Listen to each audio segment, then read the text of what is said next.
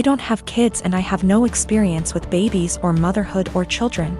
I'm 18 and beyond being around them in group settings where at least one of the parents and a ton of other people are around. That's it. My brother's wife had a baby 17 days ago.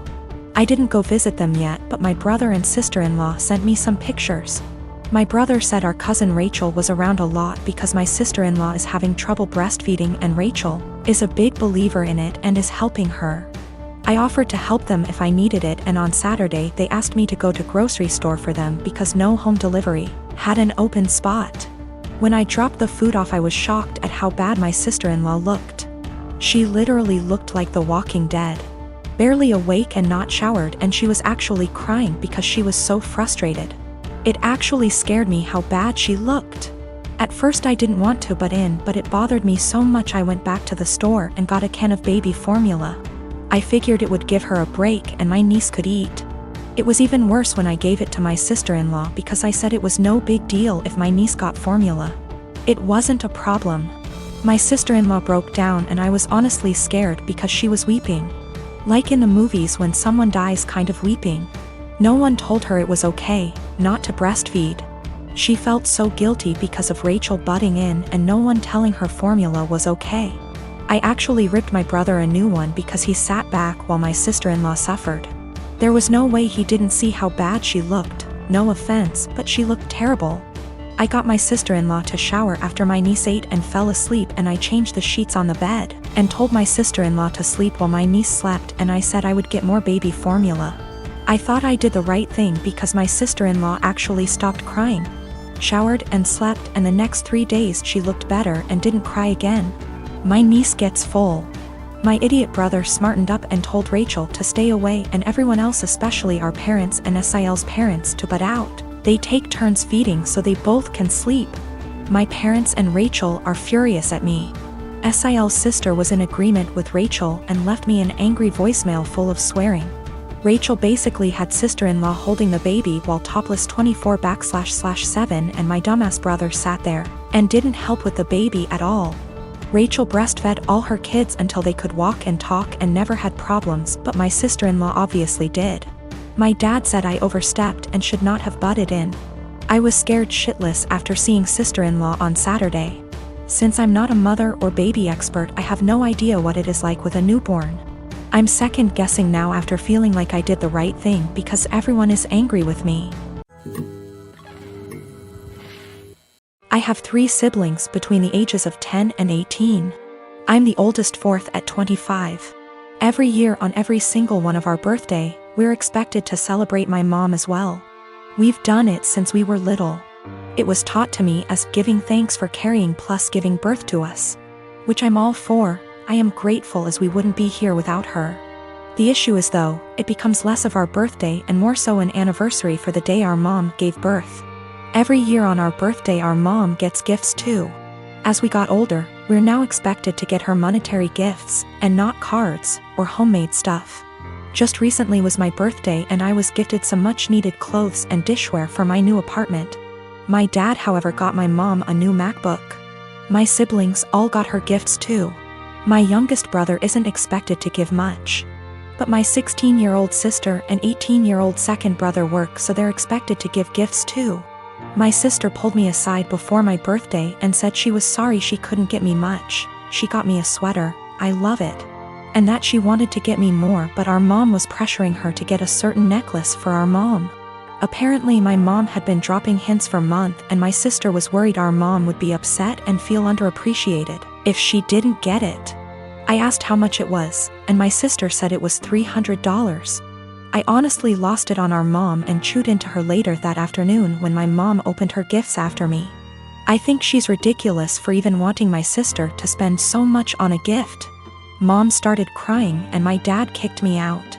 Mom won't answer calls, but my aunt, mom's sister, called and said I was a POS for not respecting my mother and that I'm a selfish, narcissist child for being jealous of the gifts mom got. I thought I was in the right, but now I don't know. It's been over 2 weeks and mom won't answer my calls. She's been posting on Facebook inspiration quotes about letting go of the toxicity in your life, how blood doesn't equal family, and how hard it is to be a mother. Several family members, aunt, grandma, uncle, and 2 of my cousins are replying to the posts and are very obviously directing vague comments at me about being a horrible daughter. What to think now because of how many people are on her side. When my daughter was 14, wife and I decided we would buy a car for her to use on her 16th if she proved herself to be responsible, got good grades, etc. There would be a contract of sorts to ensure we were all on the same page.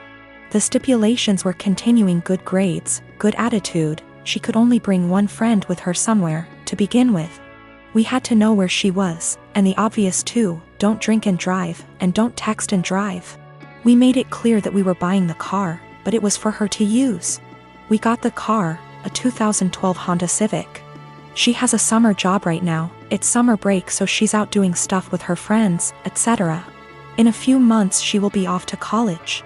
Everything was going swimmingly. Until someone on that Nextdoor app started posting pictures and videos of bad drivers in the area. And lo and behold, my daughter was posted with her face down as she texted and rolled through a stop sign. Once with her face down in her phone at a stoplight. I was livid. My wife was the one who showed it to me. We found out there were more instances from her Instagram stories, and we decided, no. Wife and I up and sold the car. We didn't lose very much in the process, except of course our daughter completely came unraveled. It's so unfair, I didn't hurt anyone, everyone's doing it, how am I supposed to get to work, what about when I go to college? Well, we said no, it's not unfair, you hurt us by being a shitty, irresponsible driver, no, not everyone's doing it. You can walk, ride your bike, or take the bus, and as for college, you don't need the car to get to and from classes, and again, ride your bike or walk. She tried to play the how can you send your daughter to college without her safety in mind card, and I said well, now you're concerned about safety? And she just up and screamed. This has everyone in our life up in arms and divided. Her grandparents think we're being over the top and awful, that grounding her would have sufficed. They've threatened that they will buy her a car again if we try to send her to college without one. The car is already sold, so there's no going back. I think what we did was absolutely correct, that actions have consequences and we would be in the wrong to pull back from that. In terms of her going to college? Well, she made that choice.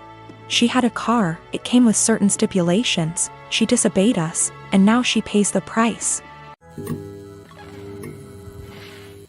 I am a 32 years old female, and I was raised Mormon, but I'm not now, nor do I follow any other religion. My mom is still very much in the cult. As such, she has the typical Mormon mindset regarding gender roles and all that bullshit. Granted, I still think she'd be this way without her religion, though maybe not as bad. We get along splendidly, except when the topic of her religion comes up, which doesn't often. She's visiting right now. I don't see her in person much, but she came down for my birthday.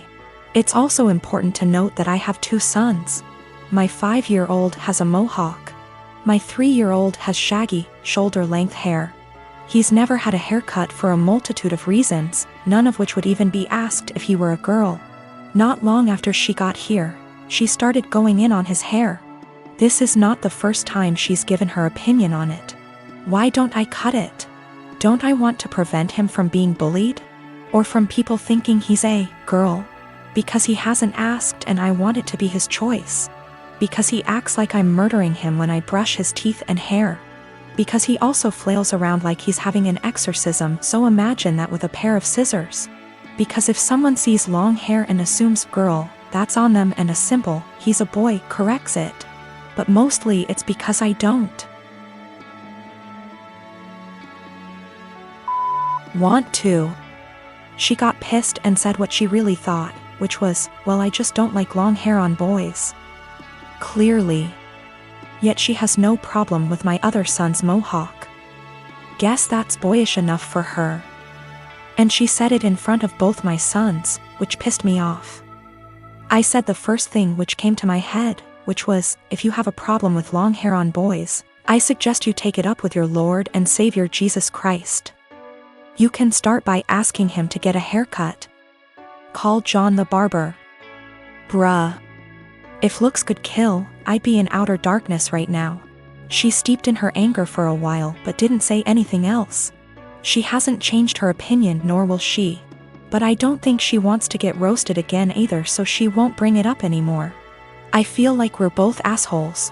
As much as I hate her religion, that was also a low blow, and I have a tendency to speak first, regret later. Though I don't necessarily regret my words, I do regret how they made her feel. She is my mom after all.